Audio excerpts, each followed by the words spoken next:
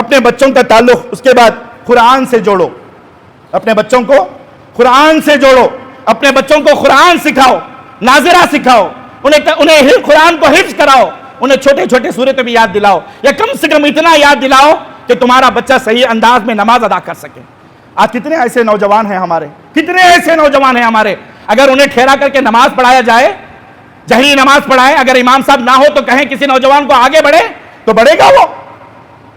ہم مسلمان ہیں، نعوذ باللہ، شرم آتی ہے ہمیں مسلمان کہتے ہوئے۔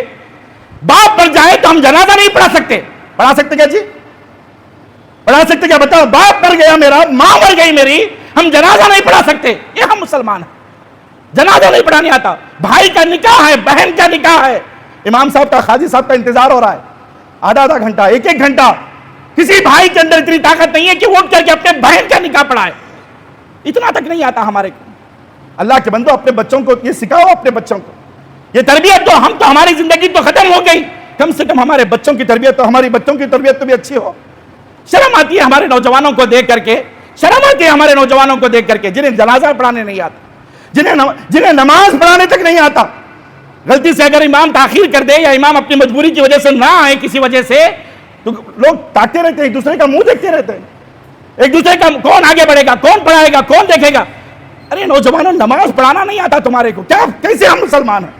چار صورتیں ہمیں یاد نہیں ہیں، چار صورتیں ہمیں یاد نہیں ہیں، کیسی ہماری مسلمانیت ہے؟ شرم کرو مسلمانوں، اپنے بچوں کو قرآن سے جوڑو، اپنے بچوں کو جنازے کو غسل دینا سکھاؤ، نماز جنازہ سکھاؤ، انہیں نکاح پڑھانا سکھاؤ۔ تم مرو تو کم سے کم تمہارے بچے تمہارے لیے دعائے خیر کرے، ایسے بناؤ، ایسے بناؤ، دعا کرے کہ ربی حب لی من الصالحین، دعا کریں اپنے تمہارے بچے، اپنے تمہارے ماں باپ کے لیے دعا کریں، ربی ارحمہما کما ربیانی صغیرا۔ اب تمہارے بچوں کو یہ تک نہیں آتا، مر جاؤ گے تو کیا کرو گے مسلمانوں؟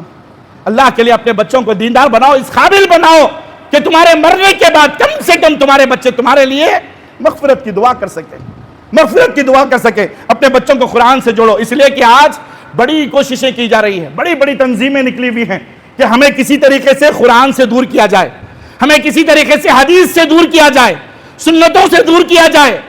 بڑے پیمانے پہ کام چل رہا ہے، بڑی کوششیں کی جا رہی ہے اس کے پیچھے۔ جی قرآن نہیں پڑھنا، جی قرآن پڑھنے کے لیے بڑا علم ہونا، قرآن یہ ہر کسی کی بس کی بات نہیں ہے، قرآن پڑھنے کے لیے عالم ہی ہونا، علماء ہی قرآن پڑھنا، نعوذ باللہ۔ جبکہ قرآن کیا کہتا ہے؟ ہدی للناس، قرآن کو پڑھو، قرآن کو سمجھو، قرآن ترجمے سے پڑھو، تفسیر سے پڑھو، یہ تمہارے زندگی کے لیے رہنما ہے، رہبر ہے، یہ لوگوں کے لیے ہدایت ہے۔